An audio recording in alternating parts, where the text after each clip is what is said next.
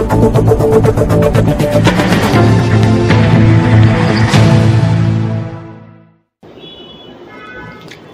मी दीपा बानाई, news Marathi channel मध्ये आपले स्वागत आहे। बघूया सविस्तर वृत्त।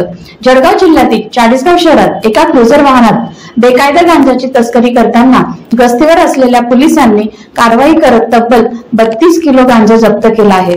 ही यशस्वी कारवाई पोलीस निरीक्षक अमित मनेर यांच्या मार्गदर्शनाखाली चाळीसगाव पोलिसांनी केली। जळगाव जिल्ह्यातील चाळीसगाव शहरात एका क्रुझर वाहनातून बेकायदा गांजाची तस्करी करताना गस्तीवर असलेल्या पोलिसांनी कारवाई करत तब्बल 32 किलो गांजा जप्त केला आहे।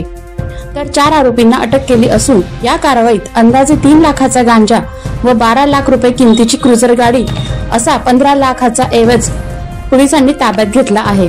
चाळीसगाव शहरातील छत्रपती शिवाजी महाराज चौकात पोलीस गस्ती दरम्यान रात्री 3 वाजेच्या सुमारास ही कारवाई करण्यात आली। आरोपींमध्ये राहुल पावरा, अख्तर सिंग पावरा, रवींद्र पावरा, पहाड सिंग पावरा सर्व राहणार शिरपूर, जिल्हा धुळे यांचा समावेश आहे। यापूर्वी बुधवारी चाळीसगाव शहरातच 7 लाखाचा गुटखा पकडण्यात आला होता। अवघ्या काही तासातच दुसऱ्याच रात्री मोठ्या प्रमाणात गांजा सुद्धा पकडल्यामुळे अंमली पदार्थ तस्करांमध्ये खळबळ उडाली आहे।